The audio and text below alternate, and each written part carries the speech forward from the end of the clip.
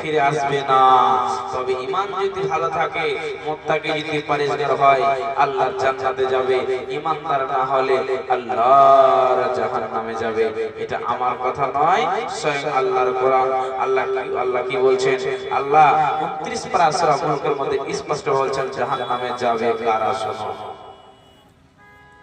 বিসমিল্লাহির রহমানির রহিম।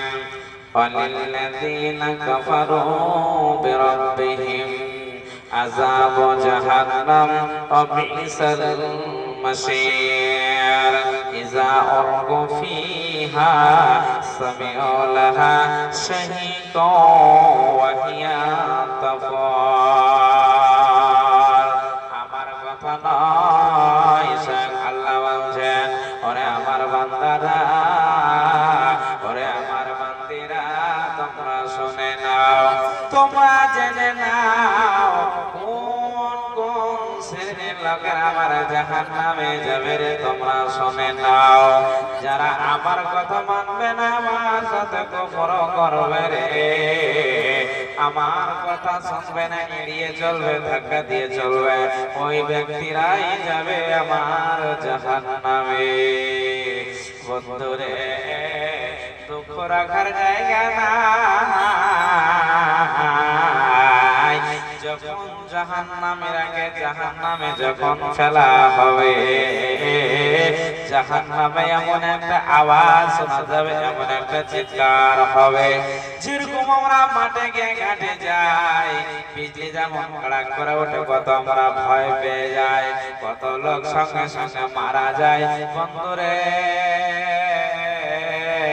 জাহান্নামে প্রতি সেকেন্ডে বিজলির কড়াকের মতন আওয়াজ হবে, বাঁচানো যাবে না। শুধু তাই নয়, তাকাদু তামাইয়াজু মিনাল গায়জ, আমাকে আপনাকে দেখে জাহান্নাম রাগের ভরে ফেটে যাবে। জাহান্নাম রাগের ভরে ফুৎকার মারবে, আর জাহান্নামের দারোগা বলবে, আলাম ইয়াতিকুম নাযীর। রে বেঈমান, শুনলে শুনলে শুনলে, তোর কাছে কোন নবী যায়নি, তোর কাছে কোন আল্লাহওয়ালা যায়নি, তোর কাছে কোন নবী যায়নি, কেন জাহান্নামে এসেছো বলো? তখন আমরা সেদিন বলবো, একই কথা আমরা বলবো, ক্বালু বালা কাদ জাআনা নাযীর।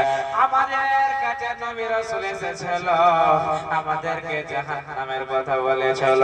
আল্লাহর কসম বলছি, আপনার প্রেম আপনাদের মানক না মানক আমার কথা নাই বন্ধুরে, জাহান্নাম সত্য, জাহান্নাম সত্য, এক না একদিন মরতে হবে।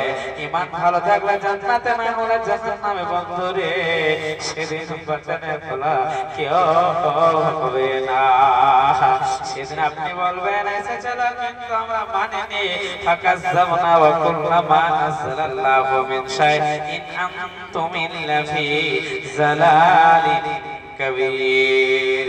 সেদিন বলবে আমরা মিথ্যা মনে করেছিলাম, আর ভেবেছিলাম এদের তো বলার কামেরা বলবে, ওই জন্যে আজকে আমরা এই জাহান্নামে এসেছি। বন্ধুরে, জাহান্নাম কঠিন জায়গা হবে, কেউ কাউকে বাঁচাতে পারবে না, পারবে না। বিশ্বনবী বলেছেন, তোমরা শুনে নাও, শুনে নাও, জাহান্নামের ভিতরে সবচাইতে কম আযাব হবে, সবচাইতে হালকা আযাব হবে রে। পায়ের নিচে দুটো গরম জুতা পিনানো হবে, আর ওই গরম জুতা পিনানোর কারণে বন্ধুরে মাথার মগজটা ভাতের মতো টকবক টকবক করে ফুটবে। একবার পড়ে সুবহানাল্লাহ। সেদিন আপনি আমি ভাববো আমাকে সবচাইতে বেশি আযাব হচ্ছে, কিন্তু বিশ্বাস বলছে না না, তোমরা শুনে নাও, এটা হচ্ছে জাহান্নামের ভিতরে সবচাইতে কম আযাব দেওয়া হচ্ছে। দুনিয়ার আগুনের তুলনায় জাহান্নামের ভিতরে 69 ভাগ বেশি রয়েছে। বন্ধুরে, জাহান্নামের ভিতরে প্রতি মিনিটে আগুন জ্বলবে রে, আর এক আগুন অন্য আগুনকে লচালচি করবে। সেদিন বাঁচানো যাবে না, তারই নাম জাহান্নাম। বাজার কথাটাকে ভালো করে বুঝুন, এটা আমার কথা নয়, আল্লাহ পাক মহান রব্বুল আলামিন বলছেন, পৃথিবীর বান্দা বান্দীরা জাহান্নামকে বলে ভয় করুন, কঠিন জায়গা, সেদিন কেউ কাউকে সাহায্য করবে না, কেউ কাউকে বাঁচাবে না। আজকে আপনার একজন সন্তান, কত দয়া কত মায়া, আব্দুল্লাহ খেয়ে নাও, যতক্ষণ পর্যন্ত সন্তান খাবার না খায় সেদিন আপনিও খাবার খান না। কিন্তু বন্ধু, আপনার আমল না ভালো থাকে, সন্তানের আমল নিয়ে আপনি জান্নাতে যেতে পারবেন না। ওই জন্যে আপনাকে আমি বলতে এসেছি যে নিজেই জাহান্নাম থেকে বাঁচুন এবং সন্তানদেরকে বাঁচান। কিন্তু আমরা তো নিজেই বাঁচতে পারছি না, কেমন করে সন্তানদেরকে বাঁচাবো? আপনার মেয়ে আমার মেয়ে স্কুলে চলে যায়, আপনি একজন হাজী সাহেব মানুষ, মেন গেটে বসে আছেন, আপনার মেয়ে বুকে ওড়না না নিয়ে, পুরুষের প্যান্ট পরে, পুরুষের জুতা পরে, আপনার মাথায় কোনো কাপড় না দিয়ে ঢং ঢং করে রাস্তা দিয়ে হেঁটে চলে গেল।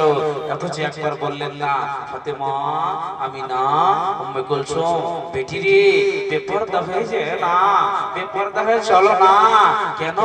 আল্লাহর জাহান্নামে যেতে হবে, তোমাকে বাঁচাতে ওয়ালা কেউ হবে না, আমি বাঁচাতে পারবো না।